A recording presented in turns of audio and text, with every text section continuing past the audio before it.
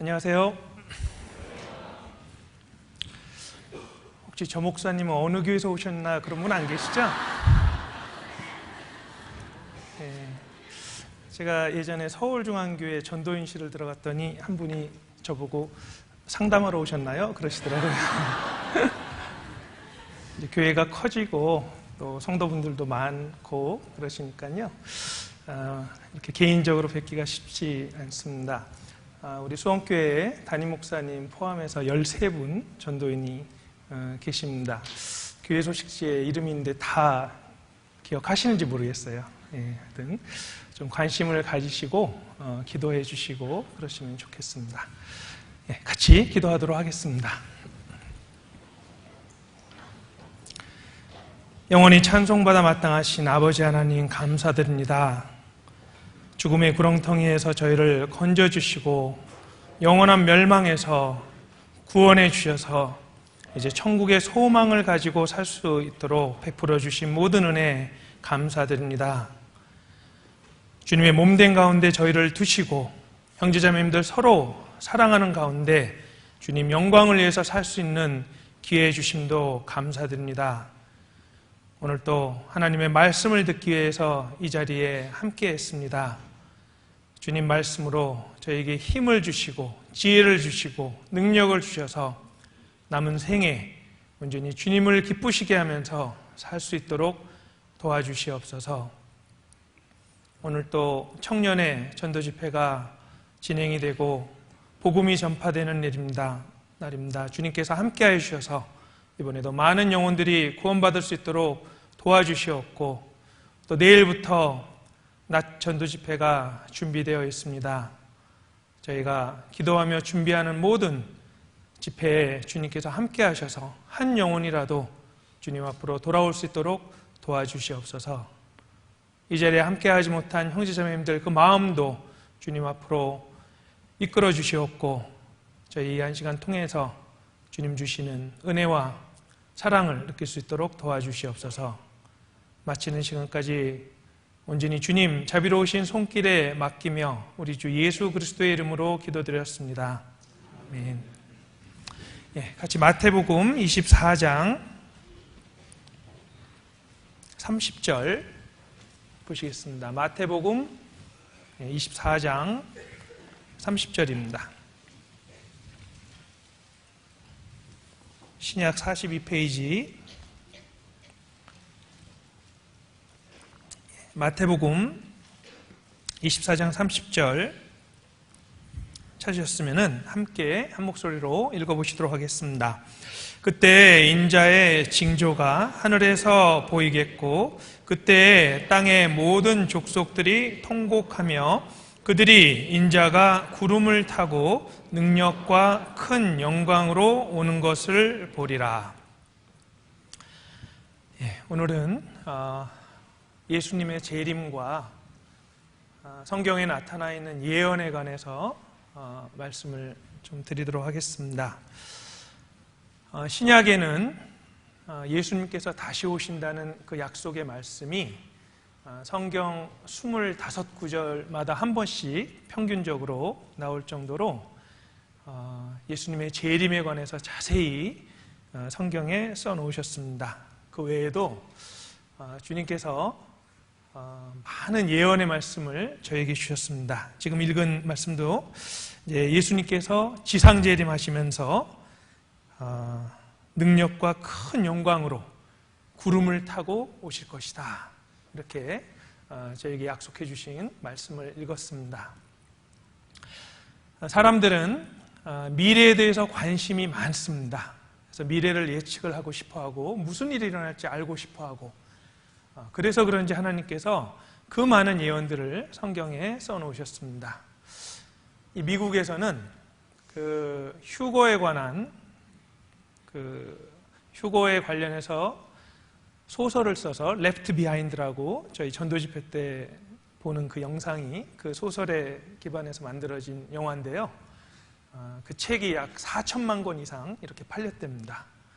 사람들이 정말 무슨 일이 일어날까, 또 성경에 나타나 있는 그런 예언에 관해서 또 죽음 뒤에 무슨 일이 일어날까 그런 데 대해서 관심이 많습니다. 그래서 마태복음 24장 3절에도 보면은 제자들이 주의 임하심과 세상 끝에는 무슨 징조가 있겠습니까? 이렇게 질문을 한 뒤에 예수님께서 쫙 말씀을 해주시잖아요. 사도행전 1장 7절에는 주께서 이스라엘을 회복하심이 이때니까, 이렇게 사도들과 제자들도 계속해서 예수님께 그 미래에 대해서, 일어날 일에 대해서 자꾸 묻고 있습니다. 그 이유는 무슨 일이 일어날까 우리가 궁금해서 그렇습니다. 그래서 성경의 3분의 1이 예언입니다. 약 8,000절이 예언으로 되어 있습니다. 그래서 우리가 예언에 대해서 또 마지막 때에 될 일에 대해서 관심을 가져야 되는 이유는 예언을 모르면 성경의 3분의 1을 모르는 거예요, 실제로. 그래서 오늘 구원받은 사람, 특히 마지막 시대에 살고 있는 저희들이 주님이 성경에 주신 그 예언에 대해서 어떻게 이해를 해야 되는가, 거기에 대해서 좀 말씀을 드리겠습니다. 특별히 마지막 시대 때는 잘못된 가르침들이 많이 있는데 대부분이 예언의 말씀에서 그 잘못된 교리들이 나옵니다. 마태복음 24장 4절에도 한번 보시면요, 4절, 예수께서 대답하여 가라사대 너희가 사람의 미혹을 받지 않도록 주의하라. 미혹한다, 속인다는 것이죠. 5절 같이 한번 읽어보시겠습니다. 많은 사람이 내 이름으로 와서 이르되 나는 그리스도라 하여 많은 사람을 미혹해 하리라.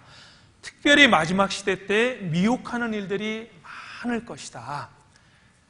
특별히 마지막 때와 예수님의 재림과 7년 환란과 천년 왕국에 관해서 하나님께서 자세히 써놓았지만 거기에 대해서 우리가 잘 공부하고 알지 못한다면 많은 사람들이 미혹을 할 것이다, 그렇게 되어 있습니다. 11절에도 거짓 선지자가 많이 일어나 많은 사람을 미혹하게 하겠으며, 24절에도 보시면 거짓 그리스도들과 거짓 선지자들이 일어나 큰 표적과 기사를 보이어, 그 뒤는 같이 한번 읽어보시겠습니다. 할 수만 있으면 택하신 자들도 미혹하게 하리라. 그래서 왜 예수님이 특별히 마태복음 24장 그리고 다른 부분에도 말세에 일어날 징조와 예언에 대해서 자세히 말씀을 해놓으셨냐 하면은 마지막 때에 거짓 선지자들, 거짓 그리스도, 자기의 이익을 위해서 성경을 마음대로 풀어가지고 사람들을 그 멸망으로 이끌어가는 거짓 선생들이 많이 나올 것이기 때문에 그렇습니다. 그래서 사실은 우리가 성경에 나와 있는 예언을 좀 자세히 공부를 해야 됩니다. 예언은 어렵지 않습니다. 성경에 이 성경을 문자 그대로 이해하면 어렵지 않은데 많은 교회에서 이것을 해석을 하려고 하고, 특별히 성경에 나와 있는 이스라엘을 교회라고 이해하는 그런 사조 때문에 많은 성경 부분이 이해하기가 어렵게 됐어요. 이스라엘은 이스라엘이고 교회는 교회입니다. 그리고 특별히 우리 구원받은 그리스도인으로서 그 예언에 대해서 자세히 공부를 하면은 주님을 만날 그 날을 더욱더 기다리게 되고 사모하게 되는 그런 마음이 들 것입니다. 그래서 우리 에베소서 4장 한번 보시겠습니다. 에베소서 4장 14절입니다. 에베소서 4장 14절,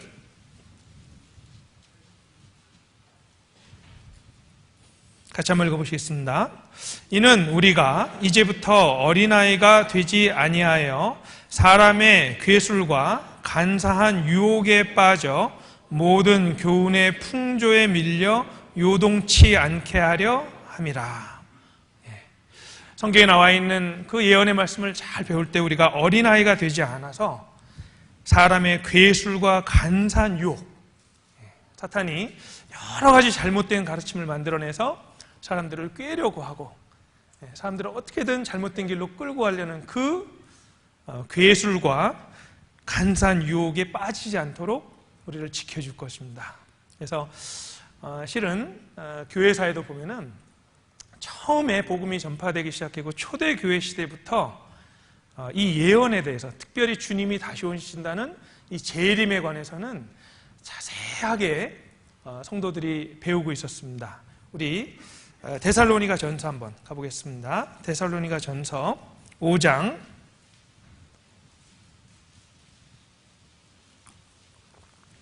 데살로니가 전서 5장 1절 2절 데살로니가 전서 5장 1절 2절 같이 한번 읽어보시겠습니다. 형제들아, 때와 시기에 관하여는 너희에게 쓸 것이 없음은 주의 날이 밤에 도적같이 이를 줄을 너희 자신이 자세히 알미라. 자, 여기 보면은 이 데살로니가 전서랑 후서는 신약 성경 중에 가장 먼저 쓰여졌을 것이다라고 대부분 이제 알고 있습니다. 사도행전 17장에 보면은 사도 바울이 데살로니가라는 지역에 가서 전도를 했는데 3주 동안 유대회당에 가서 열심히 복음을 전하다가 사람들에게 핍박을 받아서 나중에 베레아라는 도시로 옮기는 그런 장면이 나옵니다. 그래서 이 데살로니가 교회는 바울이 딱 3주 동안 회당에서 가르치고 오래도 가르치지 않았어요. 아주 핍박을 많이 받았던 교회, 또 초창기에 있었던 이 교회. 그런데 여기 2절에 보면은 주의 날이 밤에 도적같이 이를 줄을 너희 자신이 어떻게 안다고요? 자세히 알고 있다. 너희가 자세히 알고 있지 않느냐? 왜? 아마 그 사도 바울이요, 그 짧은 3주 동안에도 예수님의 재림에 대해서 많이 가르치신 것 같아요. 주님이 오실 것이다.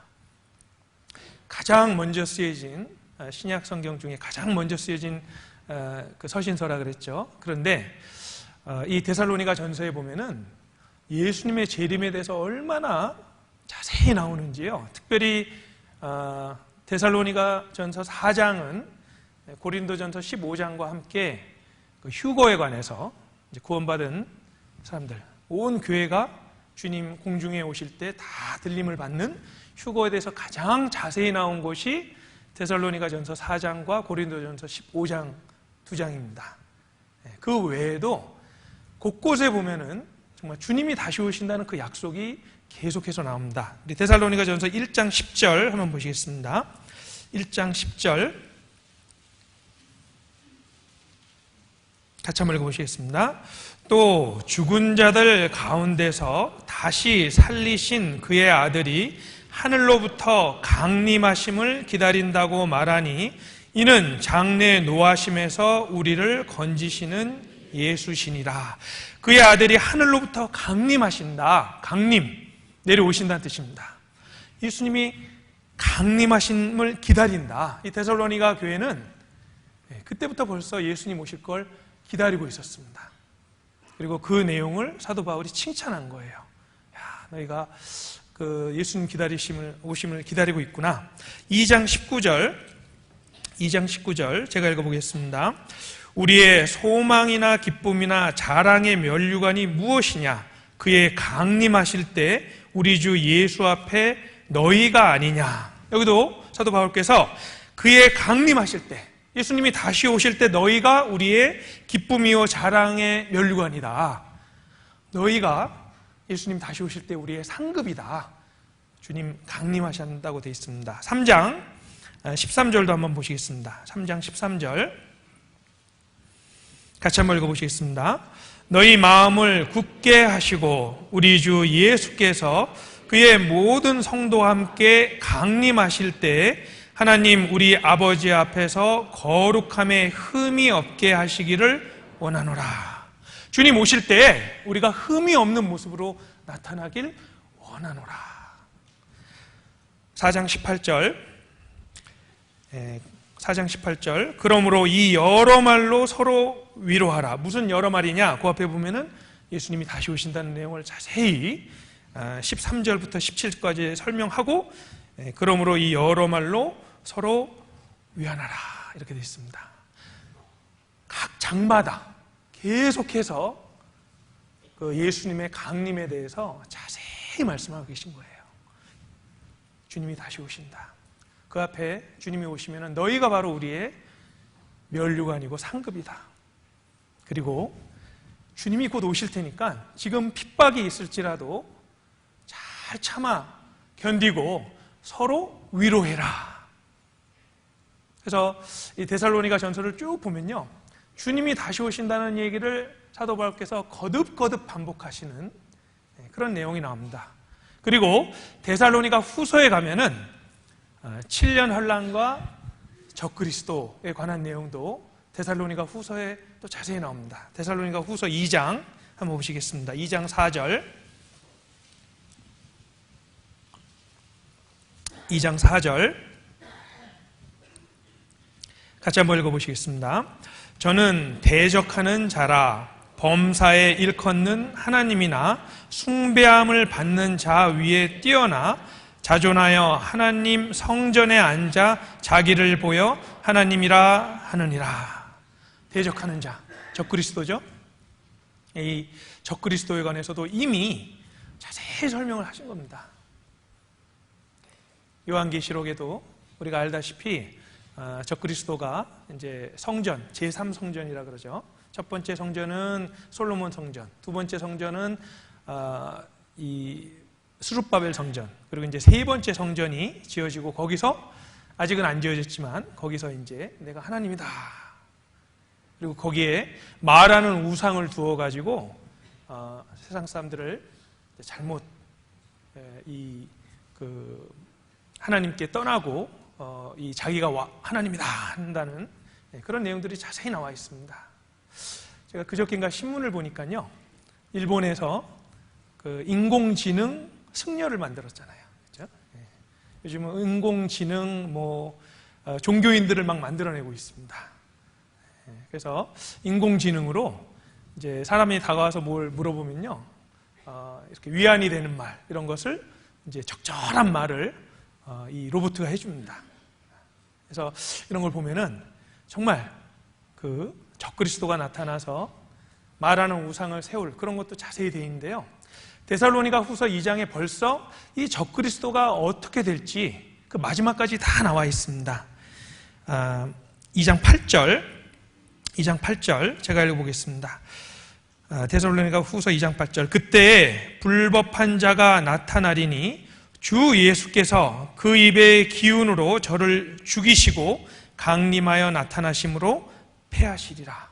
주님께서 이 땅에 오실 때에 그 입의 기운으로 저를 죽이시고, 요한계시록 19장에 보면은 예수님께서 이 땅에 다시 오실 때 그 입에 나오는 말씀으로 적그리스도를 죽이고 이 무저갱에 넣는 그런 내용들이 자세히 나와 있습니다.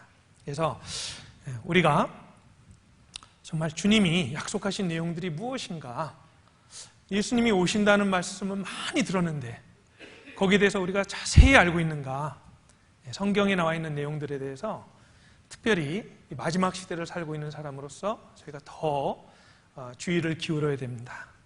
예수님이 휴거가 되고 난 다음에 예수님이 오셔서 휴거가 되고 공중에서는 그리스도인의 심판대가 있고, 그 다음에 어린 양의 혼인잔치가 있고, 이 땅에서는 7년 환란이 시작돼서 적그리스도가 나오고 마지막에 아마겟돈 전쟁이 있고, 그 다음에 예수님이 다시 이 땅에 오셔가지고 천년왕국을 시작하시고, 천년왕국 끝에 백보자 심판이 있고 새하늘과 새 땅이 내려와서 이제 영원한 천국에 들어가는 그 모든 내용들을 자세히 이렇게 써놓으셨습니다. 우리가 자세히 알아야 돼요. 그것이 특별히 이제 우리 시대에 주님 앞에 올바른 신앙생활을 할 수 있는 그런 기본이 됩니다. 우리 데살로니가 전서 4장 13절 한번 보시겠습니다. 4장 13절. 4장 13절 같이 한번 읽어보시겠습니다. 형제들아, 자는 자들에 관하여는 너희가 알지 못함을 우리가 원치 아니하노니 이는 소망 없는 다른 이와 같이 슬퍼하지 않게 하려 함이라. 형제들아, 자는 자들에 관하여는 그리스도 안에서 죽은 사람들이죠. 핍박이 일어나고 해서 주님 안에서 죽은 사람들을 자는 자들이라 그랬는데, 형제들아 자는 자들에 관하여는 너희가 알지 못함을 우리가 원치 아니하노니. 알지 못함을 원치 않는다. 꼭 알아야 된다. 그러면서 이 휴거에 대해서 쫙 설명을 하고 계신 겁니다. 주님 다시 오실 때 하나님께서 그 몸을 부활시켜서 천국에 올라갈 것이니까 너무 슬퍼하지 말아라. 알지 못함을 우리가 원치 아니하노니.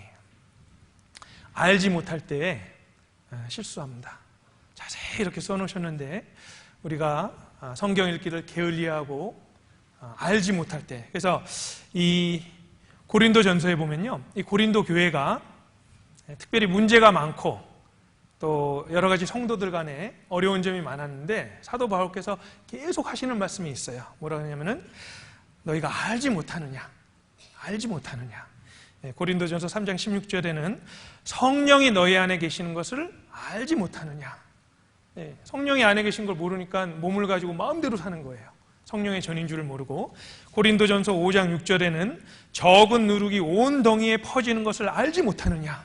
교회 안에 자그마한 죄가 금방 누룩처럼 퍼져가지고 교회 전체가 주님 앞에 쓸모없이 되는 걸 알지 못하느냐. 고린도전서 6장 2절에는 성도가 세상을 판단할 것을 너희가 알지 못하느냐. 우리가 세상을 판단할 것인데 어찌 믿지 않는 사람들 앞에 가서 성도 간에 분쟁이 있다고 이 믿지 않는 재판관 앞에 가서 재판을 받느냐. 그걸 왜 모르느냐. 고린도전서 6장 3절에 우리가 천사를 판단할 것을 너희가 알지 못하느냐. 천사들도 우리가 판단할 것이다. 고린도전서 6장 16절에 창기와 합하는 자는 저와 한 몸인 줄을 알지 못하느냐. 모든 죄는 몸 밖에 있지만 그 성적인 죄는 몸 안에 죄를 짓는 특별히 심각한 죄라는 걸 알지 못하느냐. 고린도전서 9장 24절에 운동장에서 다름하는 자들이 다 다름질 할지라도 오직 상 얻는 자는 하나인 줄을 너희가 알지 못하느냐. 계속 알지 못하느냐. 알아야 됩니다. 알아야만 주님의 뜻을 마음에 새기고 이 세상에서 세상 시간을 헛되이 보내지 않고 주님 앞에 올바른 삶을 살 수 있습니다. 우리 요한복음 6장 한번 16장 보시겠습니다. 요한복음 16장 13절입니다. 요한복음 16장 13절.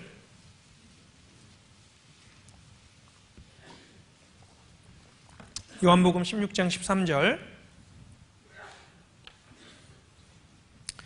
같이 한번 읽어보시도록 하겠습니다. 그러하나 진리의 성령이 오시면 그가 너희를 모든 진리 가운데로 인도하시리니 그가 자의로 말하지 않고 오직 듣는 것을 말하시며 장래일을 너희에게 알리시리라. 뭘 알려주신다고요? 장래일을 너희에게 알려주실 것이다. 예수님이 가신 다음에 성령께서 오셔서 우리에게 되어질 일들을 알려주실 거라는 겁니다. 요한계시록의 계시라는 뜻은 뭐냐면은 동상을 제막하기 전에 천으로 이렇게 덮어놨다가 그걸 쫙 그 천을 없애서 드러내 보여주는 겁니다. 그래서 하나님께서는요, 우리가 미래에 될 일들이 어떻게 될지를 모르고 암흑 속에 있는 걸 원치 않으시고 우리가 알길 원하시는 거예요. 그래서 창조, 하나님이 창조하신 자연을 통해서는 하나님의 존재와 능력을 알 수 있습니다. 그리고 예수님을 통해서는 하나님의 사랑을 우리가 깨달을 수 있습니다. 그런데 이제 성경에 나와 있는 예언의 말씀을 통해서는 하나님 말씀이 진리고 또 하나님이 우리에게 대한 어떤 계획이 있으신가, 그를 우리가 깨달을 수 있습니다. 저는 우리 집회 때 하는 여러 가지 증거 중에 정말 이스라엘의 회복, 나라를 잃은 지 2600년, 땅에서 쫓겨난 지 1900년 만에 다시 돌아와서 강대한 나라를 세우는 그 예언이요, 성취되는 것이 가장 마음속에 와닿아요. 그거는 사람이 어떻게 할 수가 없는 거잖아요. 최근에 그 트럼프 대통령이 골란 고원을 이스라엘 땅으로 인정을 했습니다. 그 시리아랑 분쟁이 있는 지역인데 이 트럼프 대통령이 아주 주의를 안 살피고 그냥 하고 싶은 대로 해요. 그렇죠? 그래서 예루살렘도 이스라엘 수도로 인정을 하고, 또 골란 고원도 이스라엘 땅이다라고 선언을 하고, 그래서 어떻게 보면은 특별한 사람을 세워가지고 이스라엘에 대한 예언들이 하나씩 이루어져 갑니다. 정말 예루살렘이 회복이 되고, 이제 이스라엘 땅이 점점 다시 돌아오고, 주님 보시기에 그 마지막 시대에 될 예언들이 하나하나 이루어져 가고 있는데, 특별히 이스라엘에 대한 예언, 이런 예언이요, 우리 믿음 속에 정말 반석처럼 딱 자리 잡고 있는 겁니다. 그래서 어떤 분들은 그 예수님의 초림에 관한 예언, 거기서 많은 또 은혜를 받습니다. 우리 시편 22편 한번 보시겠습니다. 시편 22편 16절.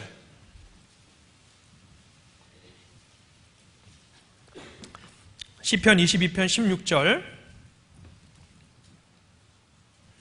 같이 한번 읽어보시겠습니다. 개들이 나를 애워쌌으며 악한 무리가 나를 둘러 내 수족을 찔렀나이다. 예수님이 태어나기 1000년 전에 이미 다윗이 예수님이 어떻게 돌아가실 것을 예언한 내용이잖아요. 구약에는 예수님의 초림에 관해서 약 300번 이상의 예언이 있습니다. 그 중에 이 시편 22편은 굉장히 유명한 부분입니다. 왜? 여기 보면은 개들이 나를 애워쌌으며, 진짜 개들이 아니라 하나님을 대적하는 사람들을 뜻하죠. 악한 무리가 나를 둘러 내 수족을 어떻게 했다고요? 찔렀다. 이렇게 못을 박는 겁니다. 수족. 다윗이 살던 시대에는 십자가형이라는 형벌도 없었고, 손발에 못을 박는 그런 형벌은 상상도 못했습니다. 우리나라도 그런 얘기 못 들어보셨잖아요. 그렇죠? 우리나라 역사 중에서도 사람 손발에 못을 박아가지고 사람을 형벌에 처한다. 근데 예수님 오시기 1000년 전에 이 다윗이 예언한 이 예언 그대로 예수님은 수족에 못이 박히셔서 돌아가셨잖아요. 1절 보시면은 22장 1절, 내 하나님이여 내 하나님이여 어찌 나를 버리셨나이까. 이게 바로 예수님께서 십자가상에서 마지막에 돌아가시기 전에 부르짖은 내용이잖아요. 6절부터 8절 같이 한번 읽어보시겠습니다. 나는 벌레요 사람이 아니라 사람의 회방거리요 백성의 조롱거리니이다. 나를 보는 자는 다 비웃으며 입술을 삐죽이고 머리를 흔들며 말하되 저가 여호와께 의탁하니 구원하실 걸, 저를 기뻐하시니 건지실 걸 하나이다. 1000년 전에, 예수님 오시기 1000년 전에 다윗이 쓴 이 성경이요, 예수님이 십자가에서 돌아가시는 그 모습을 아주 정확하게 영화를 보듯이 사람들이 지나가면서 조롱하고 입을 삐죽거리고 머리를 흔들고, 하나님의 아들이면은 내려와 봐라. 그 옆에 있던 강도는 그렇게 외쳤죠. 여호와께 의탁하니 구원하실 걸, 저를 기뻐하시니 건지실 걸. 1000년 전에 쓰여진 내용이 그대로 이루어진 겁니다. 그래서 이런 예언의 말씀이요, 성경에 나와 있는 이 예언의 말씀을 마음에 새길 때 정말 이 성경이 하나님의 말씀이구나. 그런데 중요한 것은 초림에 관한 말씀은 300여 번 이상 나와 있지만 재림에 관한 내용은 초림에 관한 내용보다 8배 더 많이 기록되어 있습니다. 8배. 그러니까 많은 내용들이, 성경의 많은 내용이 예수님이 다시 오실 것이다. 그래서 특별히 이제 우리가 마지막 시대에 정말 주님이 다시 오신다는 그 약속, 그 예언, 이것을 자세히 좀 공부하는 데 많은 유익이 있습니다. 그래서 나머지 시간 동안 우리가 그 예언을 공부할 때 어떤 유익이 있는가, 그 내용을 몇 가지 좀 정리해서 말씀드리겠습니다. 첫 번째, 예언이 너무 중요하기 때문에 하나님께서 성경에 많이 두셨습니다. 중요한 내용입니다. 왜? 우리에게 세상 끝까지 될 일들을 다 알려주시는 게 하나님의 뜻이에요. 그래서 이사야서 42장 한번 보시겠습니다. 이사야서 42장 9절. 이사야서 42장 9절.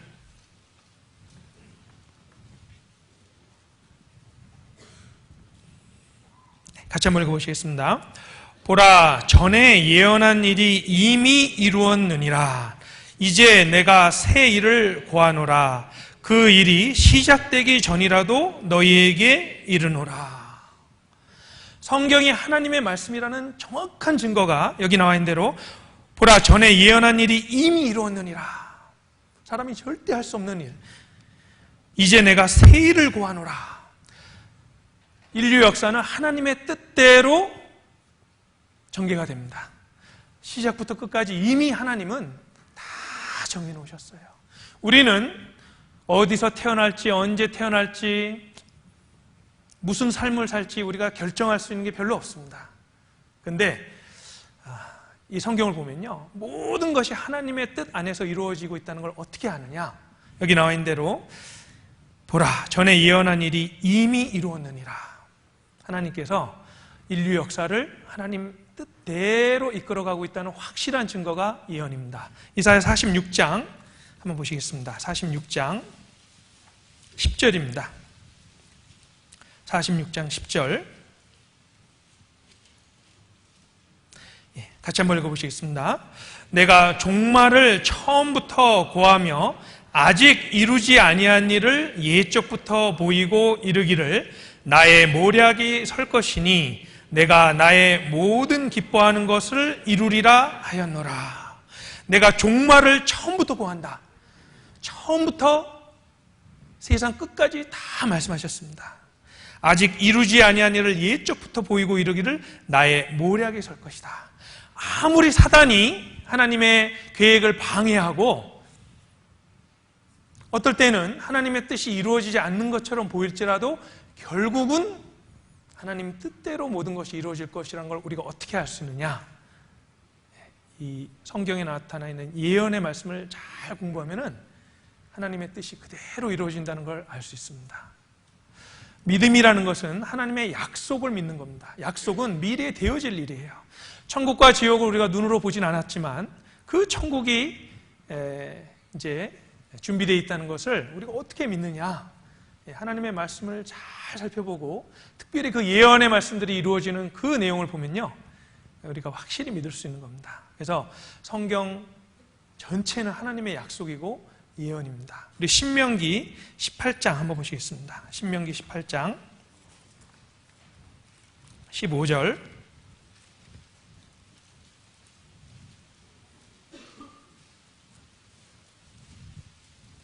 신명기 18장 15절 같이 한번 읽어보시겠습니다.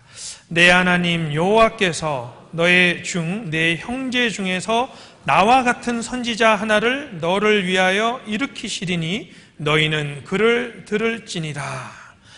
모세가 3,500년 전에 이제 말한 겁니다. 내 하나님 여호와께서 너의 중 내 형제 중에서 나와 같은 선지자 하나를 너를 위하여 일으키시리니.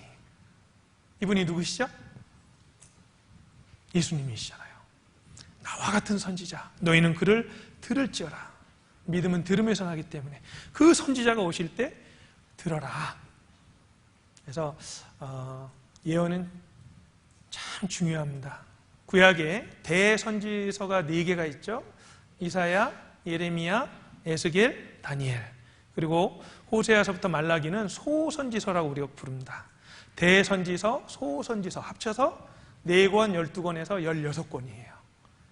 3분의 1이 넘잖아요. 권수로만 따져도. 그래서 우선 예언은 참 중요하다. 하나님은 우리가 마지막까지 될 일, 모든 일들을 알길 원하시고 우리에게 그 비밀을 보여주시고 우리가 부지런히 살펴서 하나님의 뜻을 깨달아 알기를 원하십니다. 그리고 두 번째, 특별히 예수님의 재림에 관한 예언을 우리가 공부하다 보면은 예수님이 어떤 분이신지를 더 확실히 알 수 있습니다.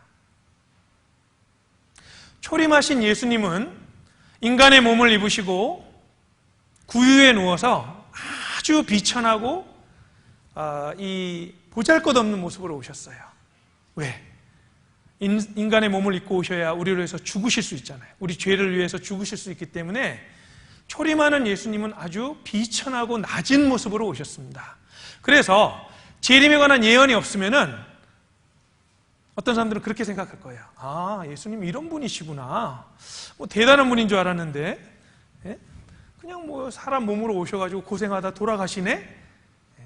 그런데 이 재림에 관한 예언을 공부하다 보면요, 이 예수님이 그 영광과 능력이 있는 하나님, 그 영광으로 다시 오실 그분이시구나. 구름을 타고 다시 오셔서 만국을 다 심판하시고 온 민족이 그 앞에 무릎을 꿇고 굴복할 그 영광스러운 그분이구나. 이걸 알 수 있는 이유는 재림하시는 예수님의 그 모습이 나와 있기 때문입니다. 우리 히브리서 2장 9절 한번 보시겠습니다. 히브리서 2장 9절. 히브리서 2장 9절.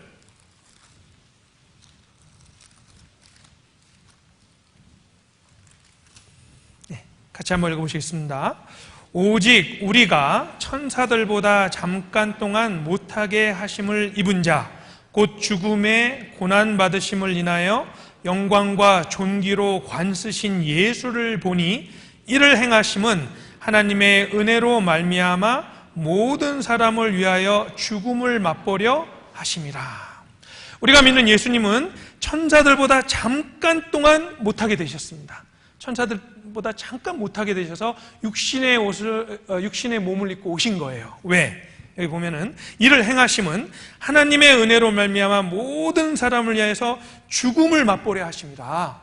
왜 하나님이 인간의 몸을 입고 오셨냐? 하나님은 죽으실 수가 없잖아요. 근데 우리를 위해서 누군가 죽어주셔야 되기 때문에 인간의 몸을 입고 초림하신 겁니다. 아주 낮은 모습이죠. 그런데 꼭 기억해야 될 것은 예수님이 다시 오실 때는 그런 모습이 아닙니다. 너무나 영광스러운 모습.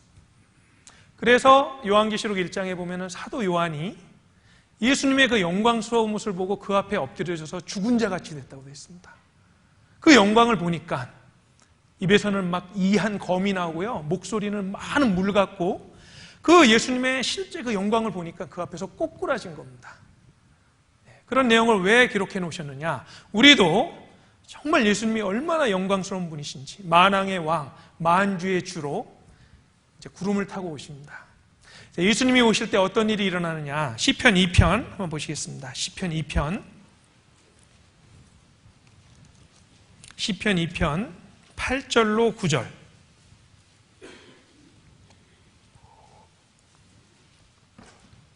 시편 2편 8절로 9절 같이 한번 읽어보시겠습니다. 내게 구하라. 내가 열방을 유업으로 주리니 내 소유가 땅끝까지 이르리로다. 내가 철장으로 저희를 깨뜨리며 질그릇같이 부수리라 하시도다. 이분이 누구냐면요, 12절에 그 아들에게 입맞추라. 그렇지 아니하면 진노하심으로 너희가 길에서 망하리니. 그 아들에게 입맞추라. 하나님의 아들로 오신 예수님이 이제 다시 오실 때는 철장으로 저희를 깨뜨리며 질그릇처럼 부순다. 말할 수 없는 영광으로 오신다. 감히 상상할 수도 없는 그 능력으로 오시기 때문에 이 세상에 하나님을 대적해서 일어난 모든 것들을 하나님이 예수님 오실 때 다 심판하시는 그날이 오는 겁니다. 철장으로 다 깨뜨려 버리세요. 그래서 다시 오실 예수님은 정말 영광 중에 오실 만왕의 왕이고 만주의 주시구나. 베드로 사도는요, 변화산성에서 예수님이 변화된 옷이 너무 희게 돼서 정말 이 세상에는 없는 그런 하얀 빛으로 영광스럽게 변하시는 것을 보았습니다. 그리고 그거를 마음에 계속 품고 있었어요. 주님이 정말 그 영광스럽게 오실 그 모습을 마음에 품고 있었습니다. 마태복음 17장 보시겠습니다. 마태복음 17장, 마태복음 16장 28절, 16장 마지막 절입니다. 마태복음 16장 28절, 제가 읽어보겠습니다. 진실로 너희에게 이르노니 여기 섰는 사람 중에 죽기 전에 인자가 그 왕권을 가지고 오는 것을 볼 자들도 있느니라. 예수님이 다시 오실 때는 왕권을 가지고 영광스럽게 오시는데 그거를 볼 자들도 있느니라 했는데 바로 17장 1절로 2절 같이 한번 읽어보시겠습니다. 엿새 후에 예수께서 베드로와 야고보와 그 형제 요한을 데리시고 따로 높은 산에 올라가셨더니 저희 앞에서 변형되사 그 얼굴이 해같이 빛나며 옷이 빛과 같이 희어졌더라. 이게 예수님이 영광 중에 오실 모습을 세 사도는 본 겁니다. 베드로, 야고보, 요한은 정말 그 영광 중에 오셔서 옷이 해같이 빛나고 거기 모세와 엘리야가 나와서 이제 예수님이랑 쫙 의논하는 모습을 봤어요. 이걸 베드로가 잊을 수 있을까요? 없을까요? 잊을 수 있을까요? 없을까요? 평생 못 잊습니다. 평생 못 잊고 우리 베드로 후서 1장 한번 가보시겠습니다. 베드로 후서 1장 16절, 베드로 후서 1장 16절 제가 읽어보겠습니다.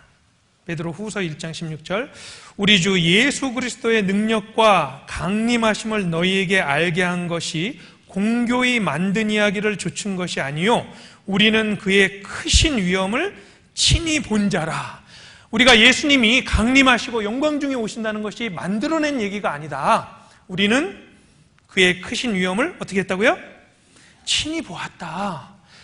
내 눈으로 똑똑히 봤다. 그러면서 그 뒤에 이제 19절입니다. 19절 같이 한번 읽어보시겠습니다.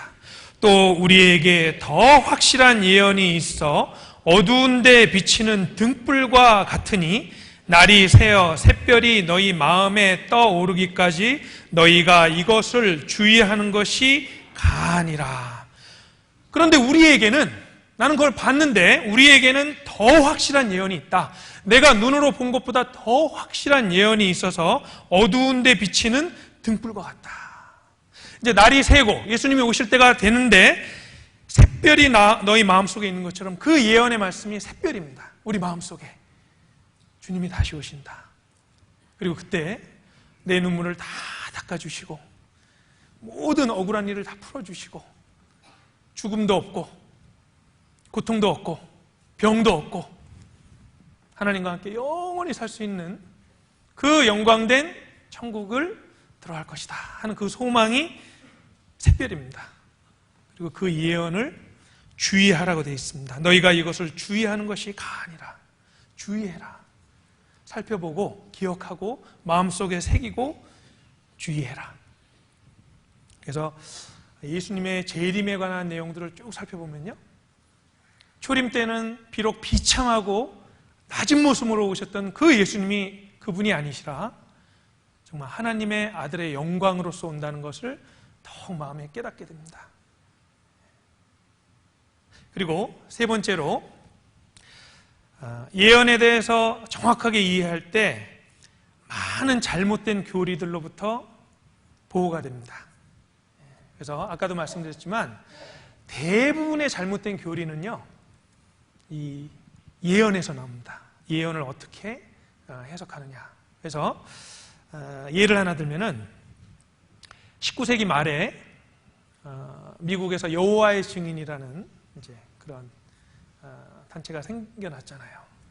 참 문제가 심각합니다. 그렇죠? 여호와의 증인. 근데 그 사람들이 말하는 것 중에 하나가 뭐였냐면은 요한계시록 7장에 보면은 14만 4천 명이 있는데 이 14만 4천 명의 특별한 증인이 일어날 것이다. 이렇게 가르쳤어요.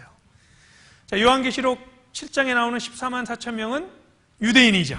그렇죠? 유대인인데 그걸 이제 자기네들한테 끌어들인 겁니다. 그래서 우리가 전하는 이 메시지가 여호와의 증인이다. 우리가 이런 내용을 전하는 우리가 여호와의 증인이라서 14만 4천 명이 이제 생겨서 천국에 들어갈 테니까 빨리 와라. 근데 문제가 생겼어요. 1960년에 14만 4천 명이 넘어버렸어요. 이제 큰일 났습니다. 하도 막 잘 포교가 돼가지고 14만 4천 명이 넘어버린 거예요. 제가 기억이 납니다. 우리가 참 그 교리는 잘못됐지만요, 좀 배울 필요는 있다는 게, 제가 라스베가스 교회에 6개월 정도 단기로 파견 선교를 간 적이 있습니다. 그런데 아침에 운동을 하러 이렇게 밖으로 나가면은 여호와의 증인 교회가 있었어요. 교회가. 근데 아침 한 8시 정도에 가도요, 주차장에 차가 꽉 차 있어요. 그래서 뭐 하는지 들어갈 수는 없으니까요. 근데 이제 조금 있다 보면은 차들이 하나씩 막 떠납니다. 이제 아침에 뭘 모였다가 가는 거예요. 어디 가겠어요? 두드리러 가는 거잖아요, 이제. 집집마다 다니잖아요, 집집마다. 생각에, 야, 저 사람들은 직장도 안 다니나? 어떻게 그렇게 매일같이 아침마다 모여가지고, 물론 다 오는지 모르겠어요. 그런데 1960년에 14만 4천 명이 넘어가니까 어떻게 교리를 바꿨냐면요, 전도를 많이 한 특별한 사람만 천국에 가고 나머지는 이 땅을 상속할 것이다, 이렇게 교리를 바꿔버렸어요. 처음엔 그게 아니었는데, 그러니까 더 열심히 해요. 이제 그 안에 들어야 되니까. 14만 4천 명이 든 사람은 위로 올라가고 나머지는 이 땅에 남아가지고 이 땅을 기업으로 상속하리라. 하여튼 여기저기서 꽤 맞춰가지고 교리를 만든 겁니다. 분명히 이스라엘 지파들이라고 지파 이름까지 나와 있는데 그 내용을 자기 멋대로 이렇게 변형을 시켜가지고 맞춘 거예요. 그리고 그 교리를 쫓아갑니다. 휴거 사건도 아시죠?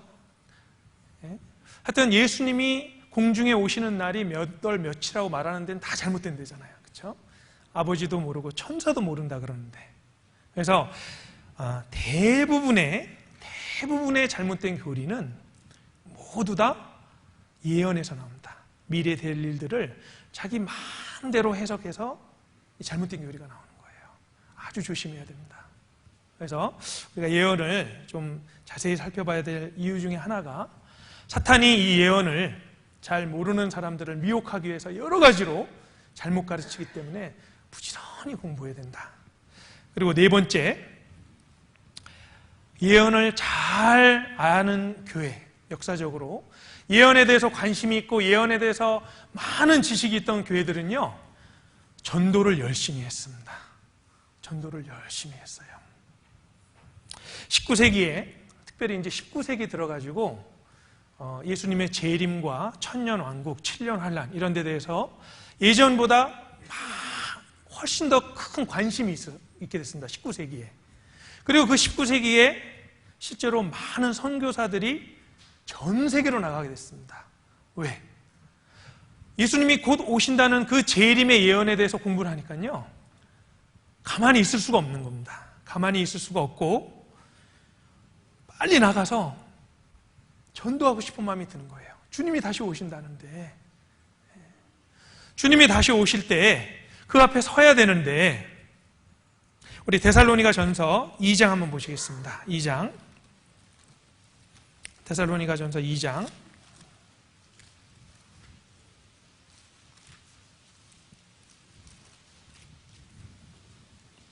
19절.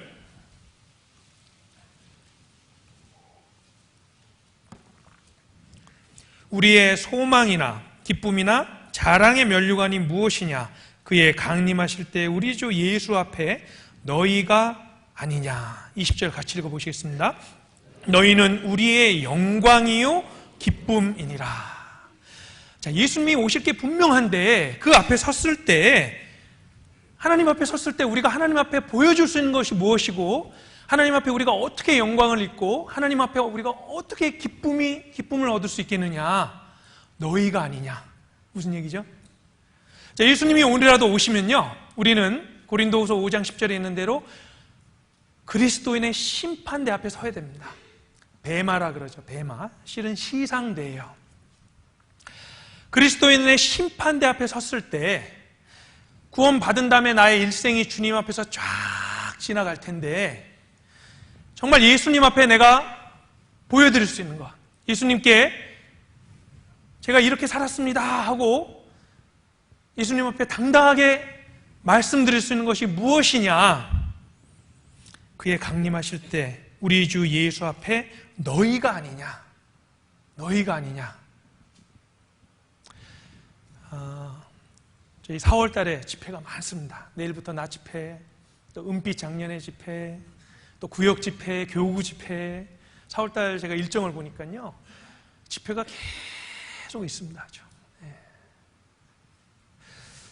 집회가 이렇게 많이 있을 때 어떤 분들은요, 야, 우린 집회하다 끝나겠다. 근데 그게 맞습니다. 그렇죠? 주님 오실 때까지 저는 너무 감사드려요. 우리한테 이런 기회를 주신 것을. 저희한테 하나님이요, 어떤 기회를 주셨냐면은 정말 매일같이 전도할 수 있는 기회를 주신 거예요. 물론 몸은 피곤하고 어떨 때는 너무 바쁘고 힘들지만 주님 앞에 갔을 때 그 내가 수고하고 땀 흘리고 희생해서 구원받은 그 사람들이 주님 앞에 영광이요 기쁨이 되는 겁니다. 그렇죠? 그리스도인의 심판대 앞에 섰을 때 꼭 기억하십시오. 예수님 다시 오시면은 휴거돼서 올라가는 건 좋은데 심판대가 있습니다. 그 심판대는 개인적인 심판대입니다. 개인, 단체상 없습니다. 예수님과 1대1로 한 명 한 명 각인이 자기 한 일을 직고하리라. 각인이라고 되어 있습니다. 각인. 자, 상상해 보세요. 자, 예수님 앞에 딱 섰어요. 그리고 그 앞에 구원받은 다음에 내가 했던 일이 다 지나갑니다. 내가 내 자신을 위해서 즐기고 뭐 세상 것을 쫓아가고 근데 쫙 지나가는데요, 주님을 위해서 한 일이 하나도 없는 거예요. 근데 예수님이 바로 앞에 서 계시는데 꾸짖진 않으십니다. 근데 안타까운 눈으로 쳐다보시는 거예요. 안타까운 눈으로. 근데 계속 지나가는데 주님을 위해서 한 일이 거의 없는 거예요. 고린도전서 3장에 보면요, 그 공력이 불을 지나서 불이 그 공력을 시험할 것이다. 내가 구원받은 다음에 했던 일들이 불을 지나가는데 하나도 남지 않고 다 재로 변하는 겁니다. 불 지나면 재로 다 돼버려요. 주님한테 드릴 게 없어요. 다른 사람들은 금이나 은이나 보석, 불을 통과해서 남은 걸 가지고 주님 앞에 막 가서 드리고 예수님이 잘했다 칭찬하시고 기뻐하고 영광이 되는데 쟤밖에 안 남았어요. 쟤밖에 없어요. 뭐 들 게 없어요. 아무것도 없습니다. 어떻게 하겠어요? 그래서 예수님의 재림, 또 성경에 나와 있는 그 많은 예언의 말씀, 거기에 대해서 우리가 깊이 생각할 때 더 전도하게 되고 더 열심히 주님의 말씀을 전하는 그런 마음이 자연스럽게 되는 겁니다. 우리는 다 청직입니다. 청직이 아시죠? 매니저입니다. 요즘식으로 하면 매니저. 그래서 구원받고 나서 주님이 많은 걸 주셨어요. 우리한테 맡겨주셨습니다. 그리고 어느 날 주님 앞에 갈 때는 그동안 했던 모든 주님이 주신 걸로 우리가 뭘 했느냐, 물질로 뭘 했느냐, 시간으로 뭘 했느냐, 하나님이 주신 재능으로 뭘 했느냐 쫙 정리가 될 겁니다. 결산. 결산. 회사도 결산되면 바쁘잖아요. 그 앞에 쫙 나옵니다. 그 세일즈 하시는 분은 월말이나 연말에 누가 많이 팔았고 뭐 쫙 나오잖아요. 그렇죠? 그래서 정말 주님이 다시 오시는데, 그리고 특별히 우리 주위에 있는 그 영혼들이 주님이 오시면 이제 더 이상 기회가 없이 영원한 멸망으로 가는데, 그 생각을 하면요, 하루 한 명이라도 빨리 집회로 인도하고 상담으로 인도해서 전도하고 싶은 마음이 나는 겁니다. 제 이름을 기억해야 됩니다. 계속. 우리 마태복음 13장 한번 보시겠습니다. 마태복음 13장 37절. 마태복음 13장 37절. 37절부터 43절까지 제가 읽어보겠습니다. 마태복음 13장 37절로 43절. 대답하여 가라사대 좋은 씨를 뿌리는 이는 인자요 밭은 세상이요 좋은 씨는 천국의 아들들이요 가라지는 악한 자의 아들들이요 가라지를 심은 원수는 마귀요 추수 때는 세상 끝이요 추수꾼은 천사들이니 그런즉 가라지를 거두어 불에 사르는 것 같이 세상 끝에도 그러하리라. 41절부터 43절까지 같이 읽어보시겠습니다. 인자가 그 천사들을 보내리니 저희가 그 나라에서 모든 넘어지게 하는 것과 또 불법을 행하는 자들을 거두어내어 풀무불에 던져 넣으리니 거기서 울며 이를 갈미 있으리라. 그때 의인들은 자기 아버지 나라에서 해와 같이 빛나리라. 귀 있는 자는 들으라. 가라지를 심은 원수는 마귀요 추수 때는 세상 끝이요 추수꾼은 천사들이니 세상 끝에 무슨 일이 일어날지를 자세히 말씀해 주셨잖아요. 인자가 그 천사들을 보내어 저희가 그 나라에서 모든 넘어지게 하는 것과 사람들을 넘어지게 하고 실족하게 하는 것과 불법을 행하는 자들을 거두어내어 풀무불에 던져 넣으리니 거기서 울며 이를 갈미 있으리라. 주님이 오십니다. 심판이 옵니다. 분명하잖아요. 그리고 그때 의인들은 자기 아버지 나라에서 해와 같이 빛나리라. 완전히 갈라집니다. 지금은 옆에 같이 있으니까 믿지 않는 사람과 옆에 같이 있고 친구도 있고 그래서 비슷해 보이지만요, 주님이 오시면은 영원한 운명이 완전히 갈리는 겁니다. 완전히 갈려요. 해와 같이 영원히 빛나는 사람이 있는가 하면 풀무불에 던져서 영원히 불타는 영혼들이 있습니다. 그래서 세상 끝에 주님 다시 오실 때 무슨 일이 일어나는가, 이거를 많이 마음에 새기면요 자연스럽게 전도할 마음이 나는 거예요. 한 영혼이라도 구해야 되는데. 쉰들러 기억하시잖아요, 그렇죠? 반지를 보면서 이 반지 팔았으면 한 영혼이라도 구원할 수 있었을 텐데, 더 구할 수 있었을 텐데. 그래서 교회 역사상 마지막 때와 예언에 관해서 많이 살피고 공부한 교회들은 실제로 그렇습니다. 전도를 많이 했어요. 막 세상 끝까지 가서 막 전합니다. 왜? 주님 오실 날이 가까운데 시간이 있을 때 조금이라도 더 일을 해야 된다, 이런 마음이 있는 거예요. 그리고 다섯 번째, 예수님이 다시 오시고 또 이 땅은 불 가운데 다 소멸하려는 것을 우리가 마음속에 확실히 깨닫게 되면은 이 세상 물질에 마음이 뺏기지 않습니다. 이 세상 물질의 마음이 뺏기지가 않아요. 골로새서 3장 2절에 위의 것을 생각하고 땅의 것을 생각지 말라. 잘 압니다. 위의 것을 생각하고 땅의 것을 생각지 말아야지. 그런데도 땅의 것이 크게 보이잖아요. 땅의 것이 유혹이 있고. 그런데 실제로 예수님이 곧 오시고 예수님이 오실 때 이 땅은 다 불사를 거라는 것이 마음에 확실히 믿어지면요, 이 땅의 것에 마음이 안 생깁니다. 마음이 안 생겨요. 만약에 요즘 재개발, 만약에 철거하고 이제 새로 이제 아파트를 짓는다고 계획 공고가 다 났습니다. 이제 계획이 다 나왔어요. 그래서 이제 곧 이제 이 집은 철거가 되고 새로 집을 지을 거라고 다 났는데 인테리어 새로 하는 분 있겠어요? 좀 새로 꾸며야겠다. 이것도 바꾸고 저것도 바꿔야 되겠다. 철거하고 다시 지을 건데,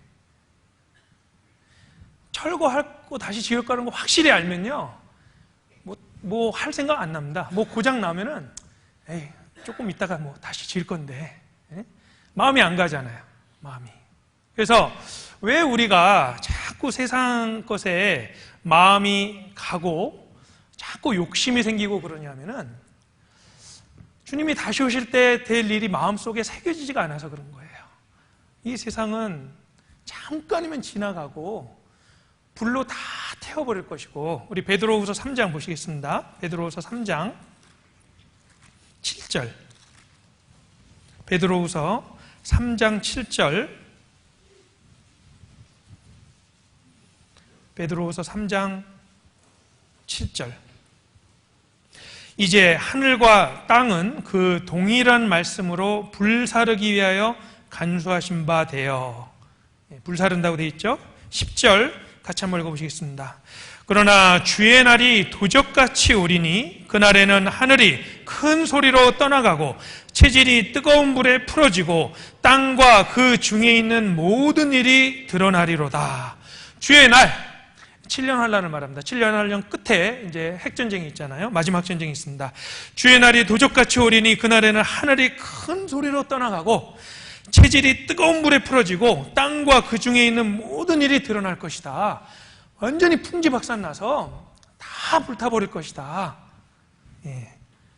12절 하나님의 날이 임하기를 바라보고 간절히 사모하라. 그날에 하늘이 불에 타서 풀어지고 체질이 뜨거운 불에 녹아지려니와. 이 하나님의 날은 천년왕국 끝에 이제 마지막으로 하나님이 불사르는 그 날을 뜻합니다. 그날에 하늘이 불에 타서 풀어지고 체질이 뜨거운 불에 녹아지려니와. 13절은 같이 읽어보시겠습니다. 우리는 그의 약속대로 의에 거하는 바 새하늘과 새 땅을 바라보도다. 저도 가끔 옷장을 열어보면요, 마음속에 좀 죄책감이 들 때가 있어요. 안 입는 옷들이 많이 있거든요. 자매님들 더 많죠?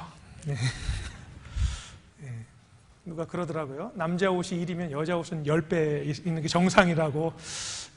근데 어쨌든 쫙 열어보면요, 야, 이거 다 입지도 않는데, 다 쓰지도 못할 것인데, 다 사용도 못할 것인데, 그런 게 너무나 많은 거예요. 이제.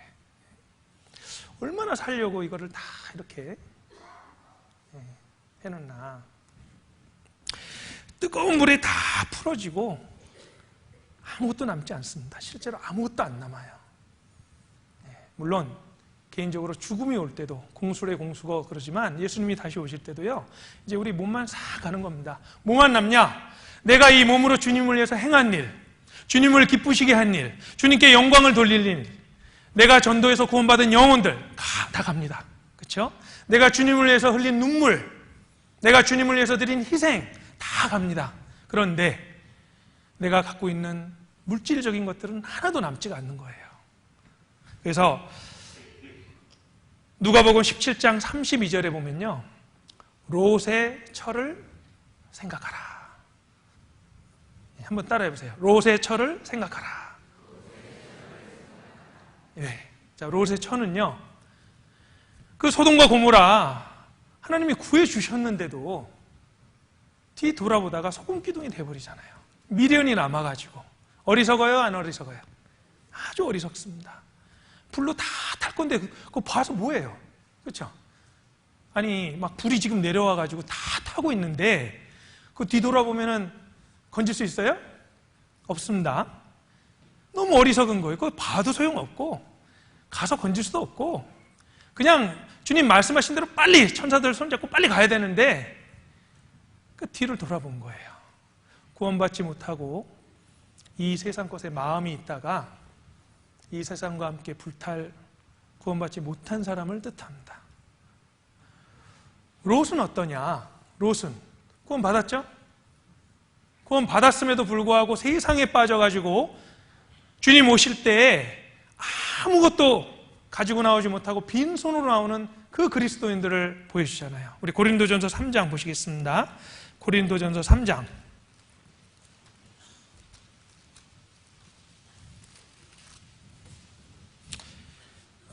고린도전서 3장 15절입니다. 같이 한번 읽어보시겠습니다. 누구든지 공력이 불타면 해를 받으리니 그러나 자기는 구원을 얻되 불 가운데서 얻은 것 같으리라. 공력이 불타면 해를 받는다. 이 해는 뭐 벌을 받는다, 구원을 잃어버린다 그 얘기 아닙니다. 손해란 뜻이에요. 영어로도 로스난다 그러죠. 손해란 뜻입니다. 뭐가 손해냐? 받을 상을 다 잃어버리니까 손해입니다. 그래서 공력이 불타면 해를 받으리니 그러나 자기는 구원을 얻되, 주님 앞에 보여줄 것이 아무것도 없어도 우리 영혼이 구원받은 건 확실하니까 천국에 가는 건 확실합니다. 자기는 구원을 얻되 불 가운데서 얻은 것 같으리라. 네. 아주 부끄러운 모습이죠. 불이 났는데 아무것도 못 가지고 그냥 소굿바람으로 나온 거예요. 이제 그런 경험이 있습니다. 미국에 있을 때요, 기숙사에 있었는데 가끔 소방훈련을 해요. 언제 하냐면은 밤 11시나 12시에 갑자기 막 울립니다. 그럼 나와야 돼요. 기숙사에서 다 나와야 됩니다. 그때 안 나오고 숨어 있다가 걸리면 벌금 내야 돼요. 그리고 안 나올 수가 없습니다. 너무 시끄러워가지고 안 나올 수가 없어요. 근데 한 번은 샤워하고 머리 감고 있는데 막 울리는 거예요. 그러면은 막 대충 이 비누 거품만 한 다음에 대충 입고 뛰어나가잖아요. 막. 그래서 그때 나오는 거 보면요, 자다가 나온 사람 이제 그때 다 봅니다. 평소 때 못 보다가 그때 다 봐요 이제. 근데 그걸 생각해 보면은 이 주님 앞에 갔을 때도 정말 아무것도 건지지 못하고 막 벌거벗은 몸으로 나와서 아무것도 없는. 그래서 요즘 미세먼지가 심하잖아요. 저는 모르겠습니다. 이게 맞는 생각인지 모르겠는데 가끔 감사드려요, 하나님께. 우리 삶이 너무 편해지고 부족함이 없으면은 자꾸 이 땅에 있고 싶은 생각이 들어요. 여기 더 있어야지. 이렇게 편한데. 근데 하나님이 그렇게 안 놔두십니다. 자꾸 미세먼지가 막 나쁨. 그래서 앱을 보면은, 그쵸? 막 뿔난 게 나와서 막 절대 나가지 마세요. 최악! 막 이렇게 되잖아요. 그거 보면요. 이 땅은 오래 있을 곳이 못 되는구나. 자꾸 우리를 일깨워 주시는 거예요. 마지막 때가 되면은 요한계시록 16장에도 보면요. 자연이 이 최악의 상태가 되잖아요. 요한계시록 16장 한번 보시겠습니다. 우리는 그거 조금 보는 겁니다. 요한계시록 16장 2절. 요한계시록 16장 2절. 첫째가 가서 그 대접을 땅에 쏟음에 악하고 독한 헌대가 짐승의 표를 받은 사람들과 그 우상에게 경배하는 자들에게 나더라. 3절. 둘째가 그 대접을 바다에 쏟음에 바다가 곧 죽은 자의 피같이 되니 바다 가운데 모든 생물이 죽더라. 4절은 같이 한번 읽어보시겠습니다. 셋째가 그 대접을 강과 물 근원에 쏟음에 피가 되더라. 8절. 넷째가 그 대접을 해에 쏟음에 해가 권세를 받아 불로 사람들을 태우니. 10절. 또 다섯째가 그 대접을 짐승의 보호자에 쏟으니 그 나라가 곧 어두워지며 사람들이 아파서 자기 혀를 깨물고. 이 땅은요, 영원히 갈 게 아닙니다. 주님이 딱 정해놓으셨고 이제 주님 오시기 전에 특별히 7년 한란 마지막 심판 때는 완전히 마치 고장난 기계처럼 이 땅을 막 물이 피처럼 되고 태양이 막 태우고. 근데 문제는 뭐냐면요, 11절 같이 한번 읽어보겠습니다. 아픈 것과 종기로 인하여 하늘의 하나님을 회방하고 저희 행위를 회개치 아니하더라. 이렇게 들어갔는데도 회개를 안 하는 거예요. 끝까지 대적합니다. 그래서 멸망받는 겁니다. 그렇죠? 그래서 우리가 주님 다시 오시는 그때 또 마지막 때 기억해야 됩니다. 그러면은 이 땅에 마음이 두지 않고 위의 것을 찾을 수 있습니다. 6번째, 이제 주님 만날 것을 생각하면요, 당연히 거룩한 생활을 할 수 있습니다. 주님이 언제 오실지 모르는데 정말 내가 오늘이라도 부르시면 가야 되기 때문에 언제라도 주님을 볼 것이다 라는 것이 마음에 심어지면요, 거룩하게 살 수밖에 없어요. 담배 못 끊으신 분들, 담배 피다가 부르시면 어떡하려고요, 그렇죠? 딱 올라갔는데 이러고 딱 섰는데 예수님이 뭐 하다 왔냐? 그러면 창피하죠, 그렇죠? 바에서 술 마시고 막 즐기는데 갑자기 나팔 소리가 나가지고 쫙 올라갔어요. 딱 이러고 올라갔습니다. 예수님 또 물어보시잖아요. 뭐 하다 왔냐? 아주 창피할 겁니다, 그렇죠? 너무 창피할 거예요. 요한일서 3장 보시겠습니다. 요한일서 3장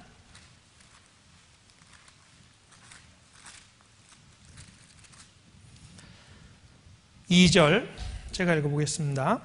요한일서 3장 2절. 사랑하는 자들아, 우리가 지금은 하나님의 자녀라. 장래에 어떻게 될 것은 아직 나타나지 아니하였으나 그가 나타내심이 되면 우리가 그와 같을 줄을 아는 것은 그의 계신 그대로 볼 것을 이남이니. 자, 이건 소망입니다. 무슨 소망이냐? 예수님이 오시면 우리가 어떻게 나타나냐? 그와 같을 줄, 예수님이랑 똑같이 변화될 것이다. 그와 같을 줄을 아는 것은 그에 계신 그대로 볼 것을 이남이니. 자, 예수님이랑 똑같이 영광스러운 몸을 보고 입고 이제 얼굴을 맞대고 볼 겁니다. 그런데 문제는 이제 3절 같이 한번 읽어보시겠습니다. 주를 향하여 이 소망을 가진 자마다 그의 깨끗하심과 같이 자기를 깨끗하게 하느니라. 정말로 이 소망이 우리 속에 있다면, 이 소망이 뿌리를 내리고 있다면 그의 깨끗하심과 같이 자기를 깨끗하게 하느니라. 왜? 주님을 봐야 되는데, 이제 그리스도의 신부가 돼서 어린 양의 결혼식에 참석해야 되는데 깨끗한 몸과 마음으로 참석하고 싶은데, 그렇죠? 2장 28절. 자녀들아, 이제 그 안에 거하라. 이는 주께서 나타나신 바 되면 그의 강림하실 때 우리로 담대함을 얻어 그 앞에서 부끄럽지 않게 하려 함이라. 이게 무슨 말이냐면요, 그 안에 거하라, 교제 안에 거하라, 교회 안에 거하라. 예수님 안에 거하는 게 교회 안에 거하는 거고, 교제 안에 거하는 게 주님 안에 거하는 거고, 포도나무에 붙어 있는 거잖아요. 그 안에 거하라. 왜? 이는 주께서 나타나신 바 되면 그의 강림하실 때에 우리로 담대함을 얻어 그 앞에서 부끄럽지 않게 된다. 주님이 두신 그 위치에 딱 붙어 있으면은 주님 강림하실 때에 부끄러운 것이 없다. 딱 그 앞에 당당하게, 담대하게 갈 수 있다. 주님 두신 위치에 잘 있다 왔습니다. 그래서 주님 재림을 기억하고 강림하심을 마음속에 우리가 품고 있으면요, 주님의 깨끗하신 같이 우리도 깨끗하게 언제라도 갈 수 있는, 언제라도 주님 앞에 갈 준비를 하고 있는 거잖아요. 그렇죠? 데살로니가 전서 3장 보시겠습니다. 데살로니가 전서 3장 13절. 데살로니가 전서 3장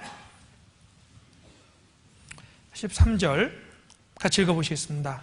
너희 마음을 굳게 하시고 우리 주 예수께서 그의 모든 성도와 함께 강림하실 때 하나님 우리 아버지 앞에서 거룩함에 흠이 없게 하시기를 원하노라. 이게 바울의 기도였어요. 바울의 기도가 뭐냐면은 주님이 강림하실 때 하나님 우리의 아버지 앞에서 거룩함에 흠이 없게, 흠 없는 모습으로 만나고 싶다. 5장도 보시겠습니다. 5장 23절 같이 한번 읽어보시겠습니다. 평강의 하나님이 친히 너희로 온전히 거룩하게 하시고 또 너희 온 영과 혼과 몸이 우리 주 예수 그리스도 강림하실 때에 흠없게 보존되기를 원하노라. 우리 전도 집회 때 많이 듣는 말씀이잖아요. 영, 혼, 몸 세 가지가 있다. 근데 왜 바울 사도가 영, 혼, 몸을 언급을 했느냐? 주님 강림하실 때에 우리의 우리의 영적인 신앙생활, 혼은 지식입니다. 지식도 정말 주님 영광 돌리는 그 지식, 세상에 잡된 지식이 아니라 우리 몸도 깨끗하게 보존해서, 건강하게 보존해서 그 영과 혼과 몸이 우리 주 예수 그리스도 강림하실 때 흠없게 보존되길 원하노라. 이게 기도였어요. 그래서 우리가 주님 오실 것을 기억을 하면요, 우리의 온 영과 혼과 몸을 흠이 없게 깨끗하게, 주님 깨끗하신 것처럼 우리도 깨끗하게 보존하게 되는 그런 일이 있습니다.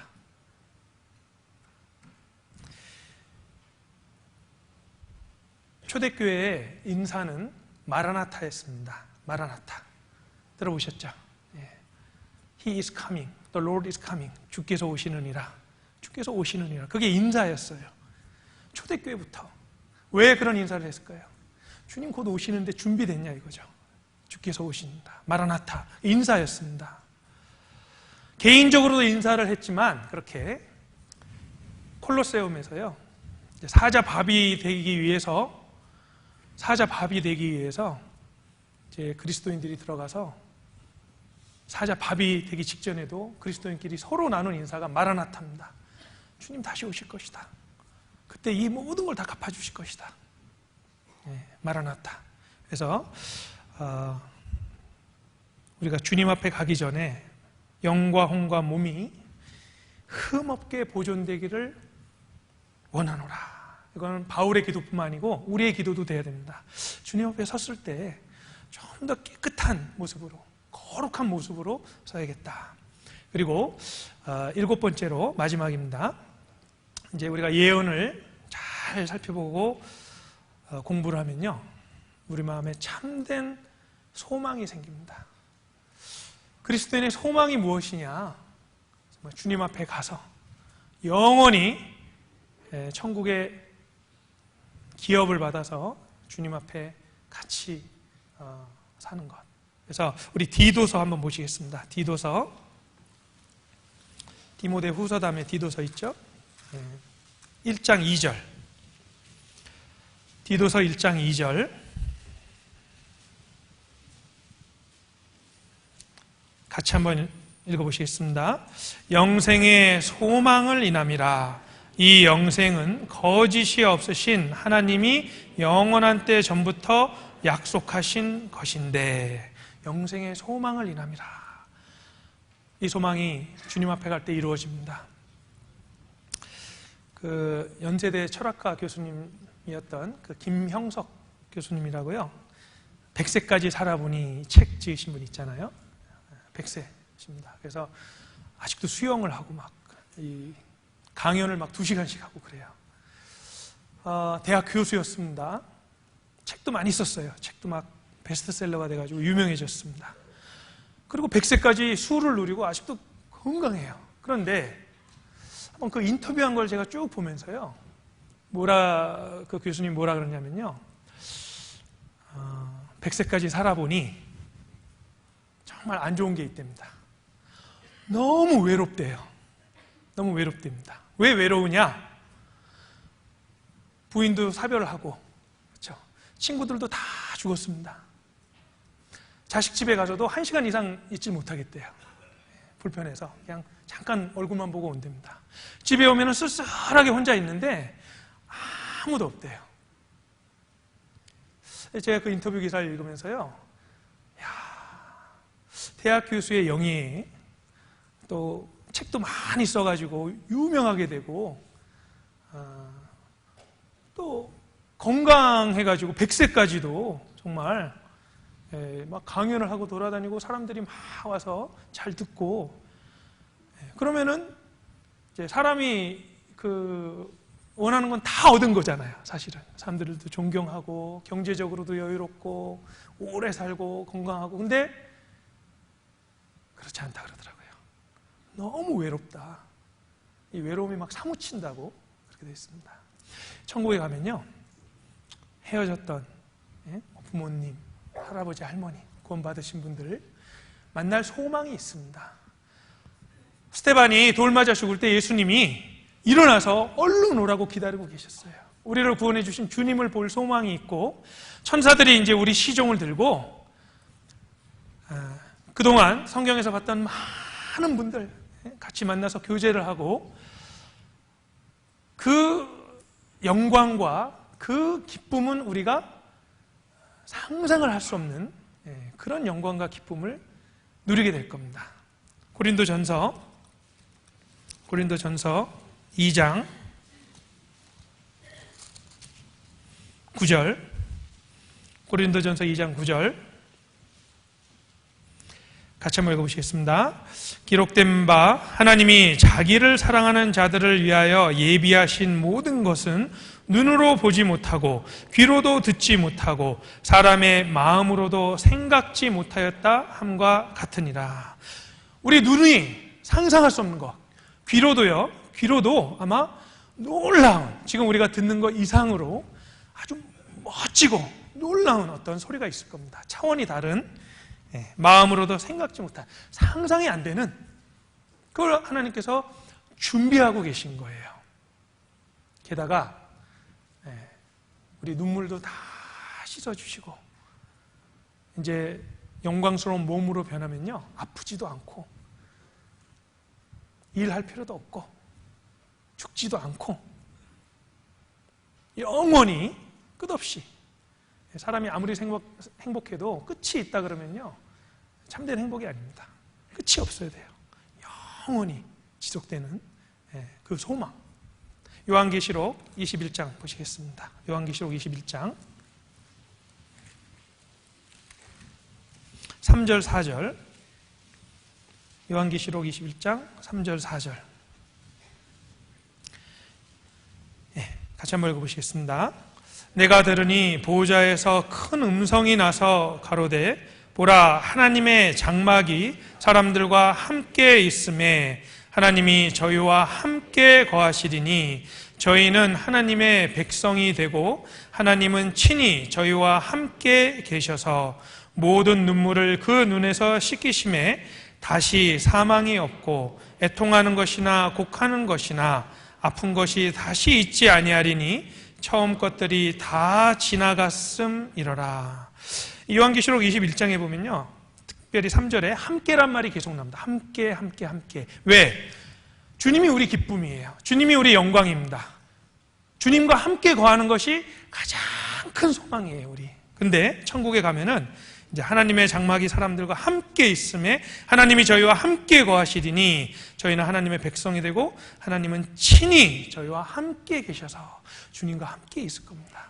나에게 생명을 주신 주님, 나를 너무나 사랑하셔서 자기 아들을 아끼지 아니하시고 주신 주님, 그리고 이제 이 천국에서 우리를 맞으시려고 모든 것을 준비하셔서 기다리고 계신 그 주님, 그 주님이 눈물을 그 눈에서 씻기시고 거긴 사망도 없고 애통하는 것도 없고 곡하는 것도 없고 아픈 것이 없고 11절, 12절 또 같이 읽어보시겠습니다. 하나님의 영광이 있음에 그 성의 빛이 지극히 귀한 보석 같고 벽옥과 수정같이 맑더라. 크고 높은 성곽이 있고 12문이 있는데 문에 12천사가 있고 그 문들 위에 이름을 썼으니 이스라엘 자손 12지파의 이름들이라.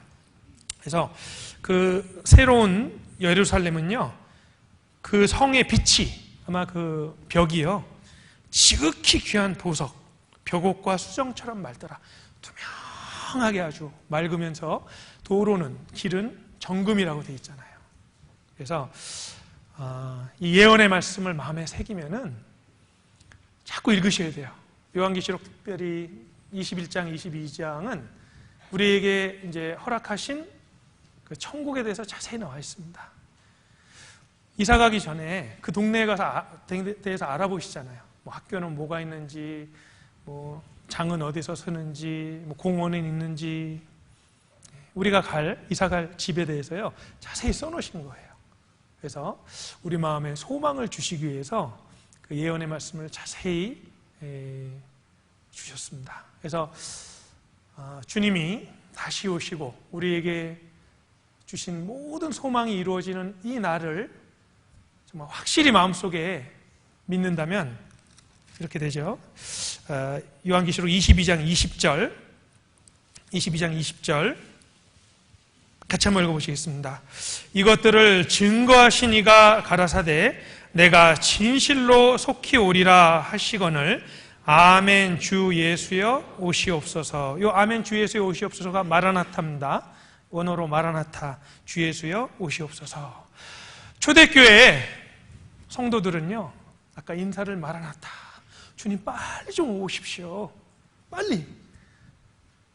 너무나 큰 핍박이 있었고 고난이 있었기 때문에 빨리 뵙기를 원했어요. 그런데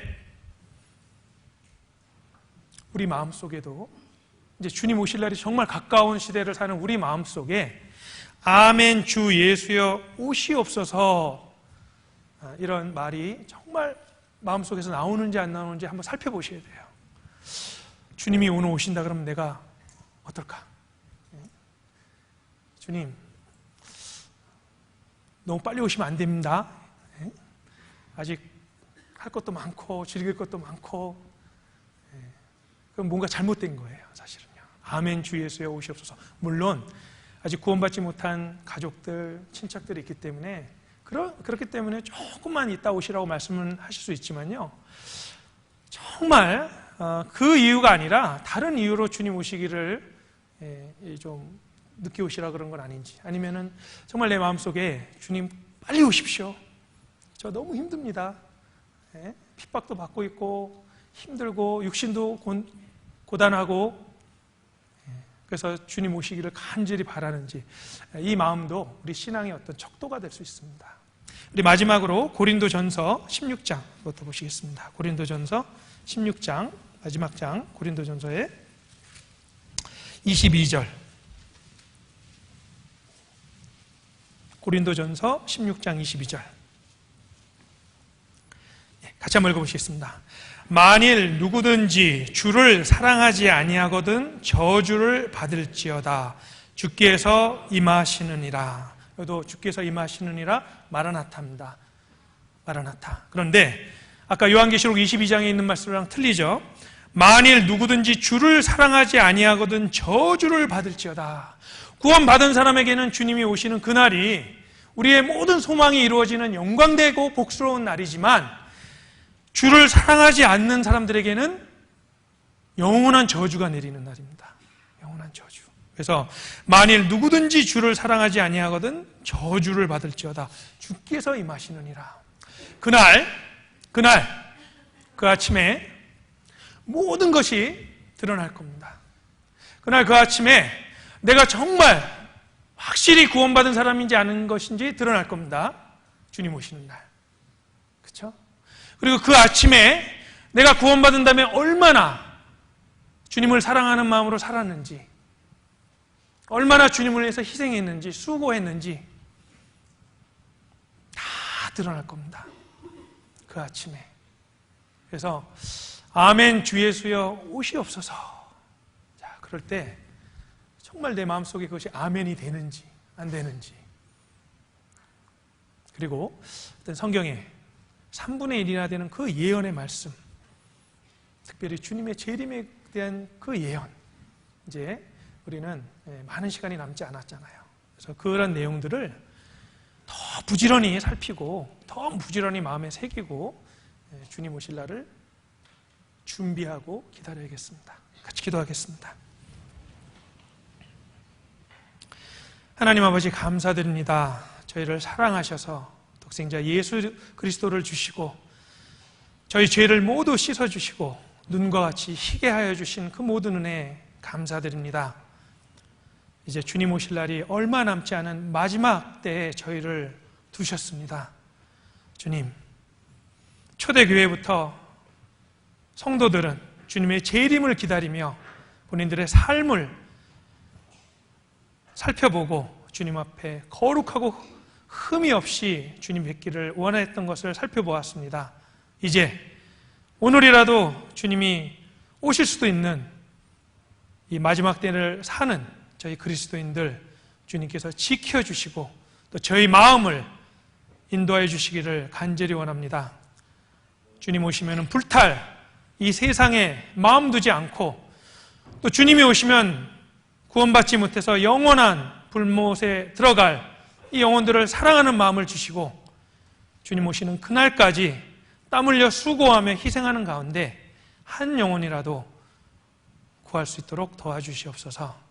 저희 삶이 주님 앞에 거룩하고 흠이 없이 나타날 수 있도록 인도하여 주시옵고, 이 교회 안에서 주님 두신 이 교회 안에서 함께 신앙생활을 하다 올라갔을 때 담대하게 또 주님을 배울 수 있도록 도와주시옵소서. 오늘 또 주일을 맞아서 여러 가지 교제와 모임들이 준비되어 있습니다. 그 모든 시간에도 함께 하셔서 유익한 시간으로 채워주시옵고, 더욱더 저희 교회를 굳건히 세워주셔서 주님 앞에 영광이 되는 교회가 될 수 있도록 도와주시옵소서. 모든 것 감사드리며 우리 주 예수 그리스도의 이름으로 기도드렸습니다.